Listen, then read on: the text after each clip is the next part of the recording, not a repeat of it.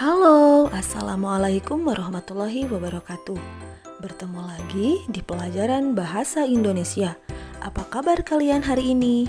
Semoga kalian baik-baik saja ya, dan harus tetap semangat belajar.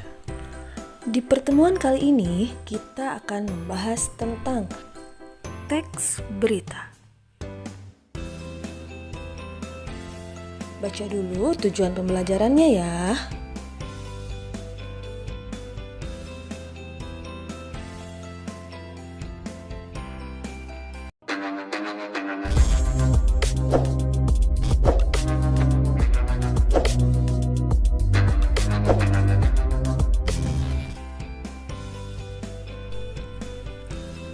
Pada era sekarang, berita menjadi menu utama dalam deretan makanan harian.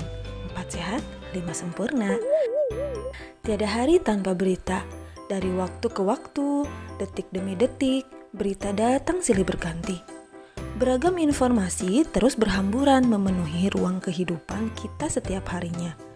Dengan banyaknya sajian berita, baik melalui media cetak maupun elektronik, kita harus bisa memanfaatkan dengan baik. Apalagi saat ini, kita harus benar-benar bijak dalam menyaring berita.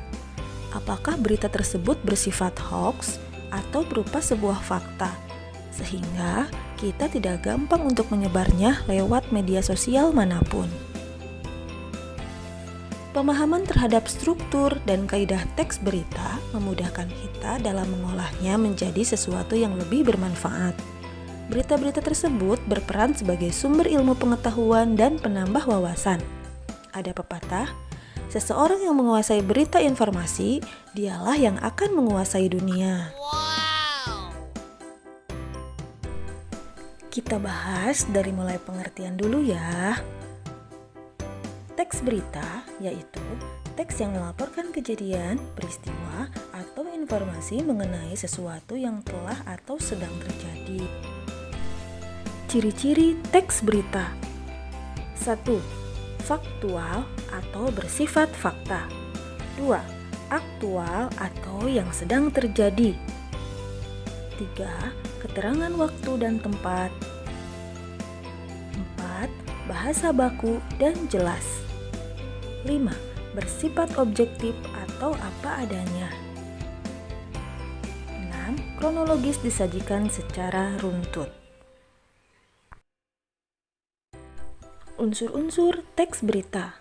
What, apa, where, di mana, when, kapan, who, siapa, how, bagaimana.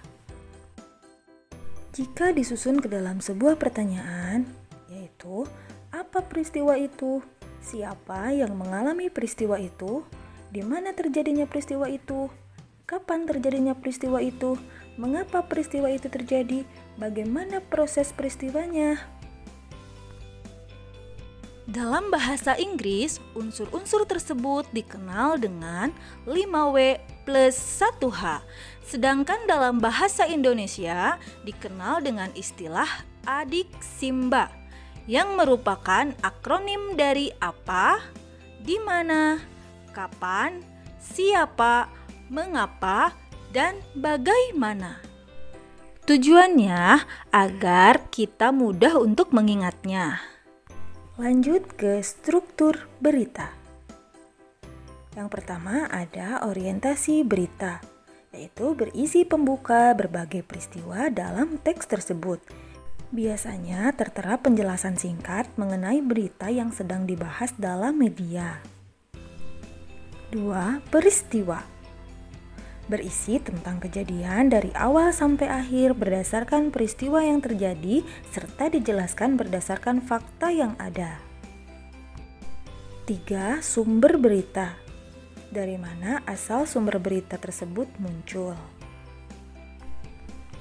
Untuk mempermudah, susunan informasi dalam suatu pemberitaan tersaji dalam pola piramida terbalik. Bagian awal merupakan bagian pokok, dan semakin ke bawah berita itu merupakan perincian-perinciannya yang sifatnya cenderung tidak penting. Bagian-bagian berita pada piramida terbalik yaitu kepala, tubuh, dan ekor. Di bagian kepala berisi informasi terpenting 5W plus 1H, Di bagian tubuh berisi informasi penting, yaitu informasi pendukung. Kemudian ada ekor, berisi informasi kurang penting, yaitu informasi tambahan. Dengan struktur penyajian informasi seperti ini, segi kepentingan susunan informasi semakin ke bawah semakin berkurang. Sebaliknya, informasi yang paling penting terletak pada bagian atas.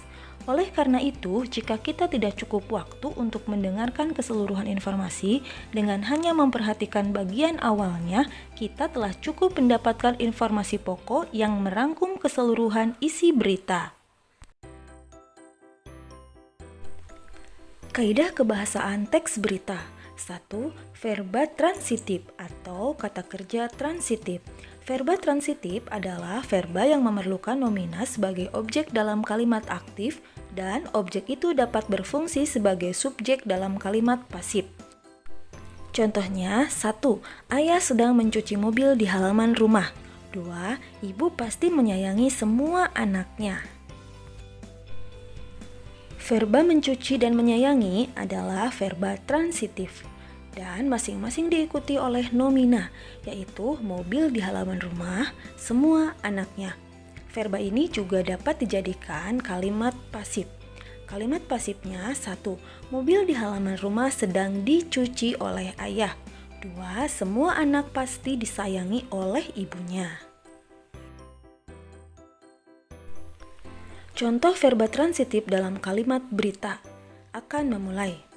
Sejumlah pejabat tinggi dari berbagai negara, Senin 9 Desember akan memulai pertemuan untuk menghasilkan kerjasama internasional di bidang ekonomi.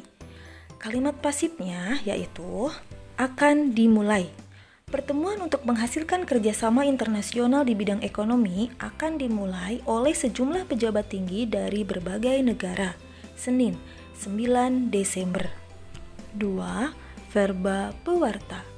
Verba pewarta adalah suatu kata yang digunakan untuk mengindikasikan adanya percakapan.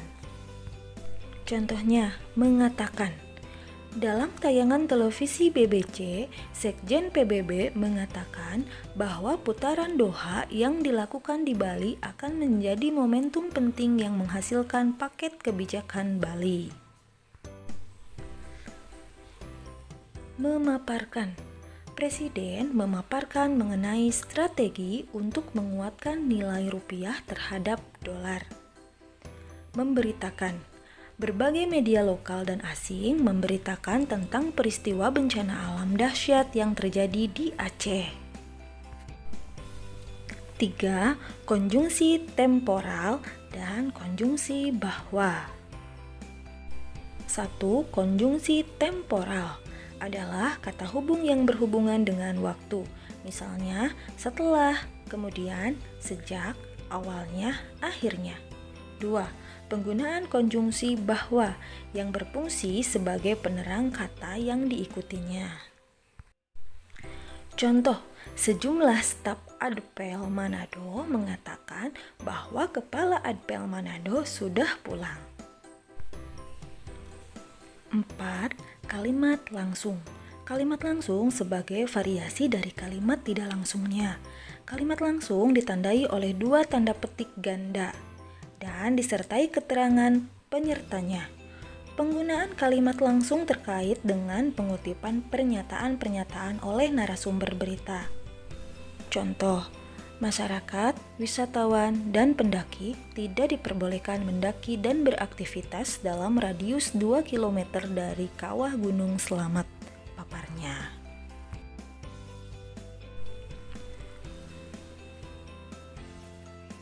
Lima, penggunaan fungsi keterangan waktu dan tempat.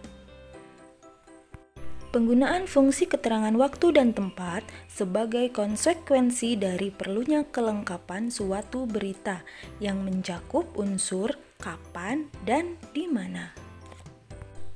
Contoh 1. Sekitar pukul 12.45 waktu Indonesia Barat, langit Riau tampak mendung. 2. Gempa dengan kekuatan 5,4 skala Richter (SR) menerjang Maluku pagi ini. 6. Penggunaan bahasa baku. Penggunaan bahasa bersifat standar baku. Hal ini untuk menjembatani pemahaman banyak kalangan. Bahasa standar lebih mudah dipahami oleh umum. Bahasa-bahasa yang bersifat populer ataupun yang kedaerahan akan dihindari oleh media-media nasional.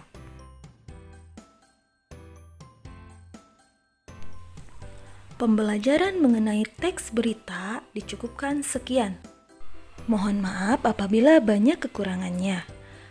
Sampai jumpa di video selanjutnya. Wassalamualaikum warahmatullahi wabarakatuh.